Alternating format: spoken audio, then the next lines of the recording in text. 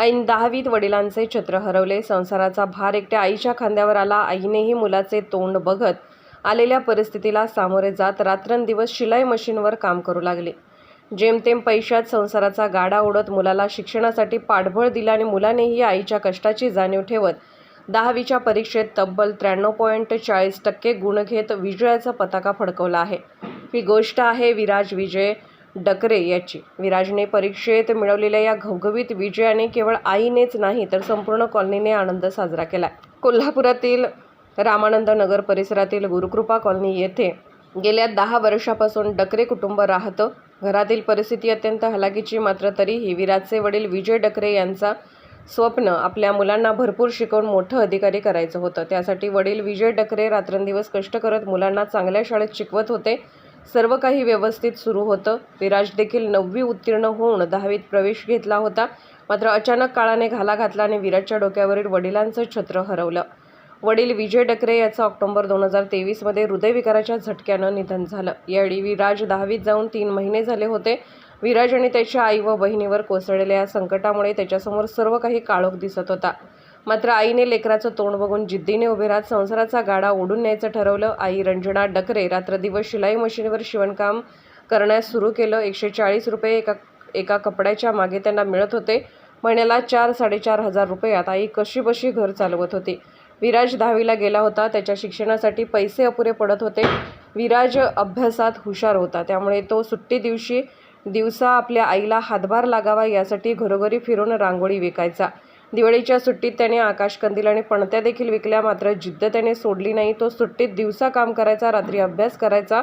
तर अशा काळात संपूर्ण कॉलनीने आपलं लेकरू म्हणून त्याच्या पाठीमागे ठामपणे उभे राहिले. शाळेतील मुख्याध्यापकांपासून ते क्लासमधील शिक्षकांपर्यंत विराजला आर्थिक बाजूने उचलून धरले. मुख्याध्यापकांनी परीक्षा फी भरली तर क्लासमधील शिक्षकांनी फी माफ केली. 10वीच्या बोर्डाला परीक्षा जवळ आल्या होत्या आणि अवघ्या 1 महिना आधी विराजने सर्व काम सोडून मन लावून जिद्द आणि चिकाटीने रात्रंदिवस अभ्यास केला आणि सर्वांचे त्याला मिळालेले सहकार्य आणि धीर या मदतीवर विराजने 10वीत तब्बल 93.40% गुण घेत विजय झाला.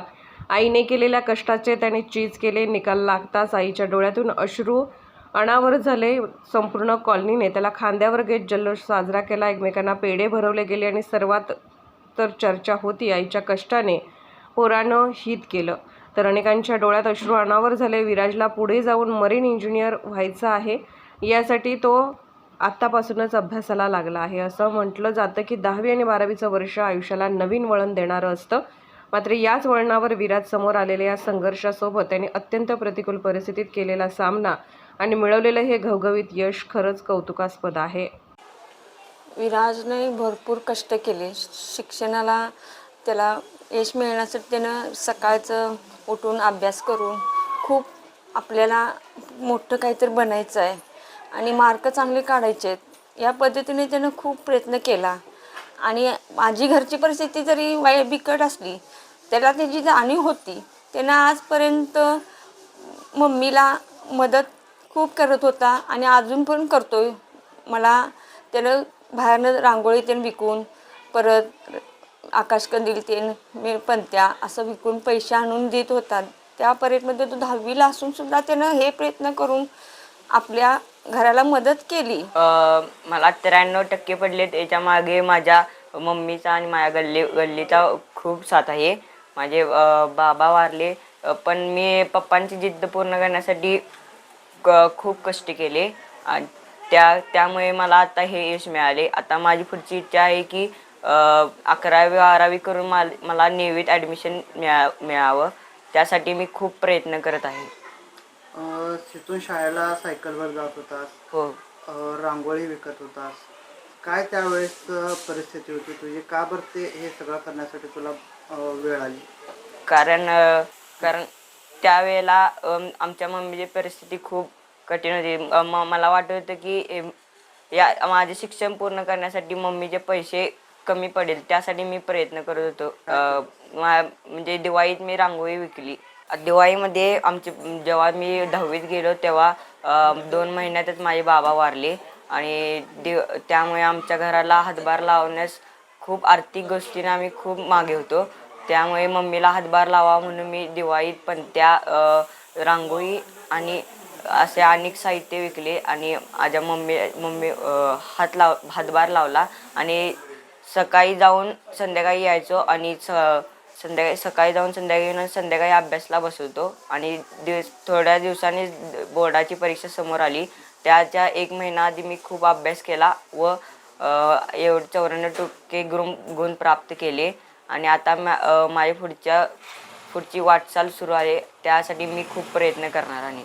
काय वाटतं पुढे, काय स्वप्न? पुढे मी नेव्ही मराईन इंजिनिअरिंगमध्ये कोर्स करणार आहे. त्यासाठी मी 11वी-12वी करणार आहे. आज खऱ्या अर्थानं म्हणजे डकरे आज आमच्या संपर्कात गेली 10 वर्षे आहेत. या कॉलनीच्या आड मला राहायला आले तेव्हापासून डकरे आमचे हे बंधुतुल्य मित्र असल्यागतच आहेत आणि ज्या आत्ता ह्या विराजने जे यश प्राप्त केलेलं आहे हे वैयक्तिक डकरे फॅमिलीचं नसून हे दत्तभक्त मंडळ श्री गुरुकृपा कॉलनी दत्त बॉईजचं आहे. कारण का याचा आनंद डकरे परिवार घेत नसेल तर अखंड माझी कॉलनी आनंद घ्यायला आहे. त्याला बाबा येऊन रोज आल्या बातमी कळल्याबरोबर त्याला पेढं भरवणे.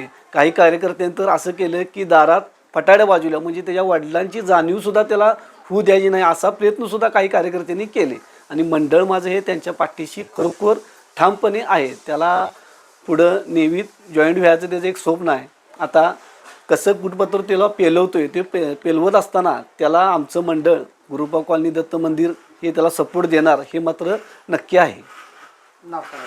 विजय रवींद्र यादव, गुरुकृपा कॉलनी दत्त मंदिर.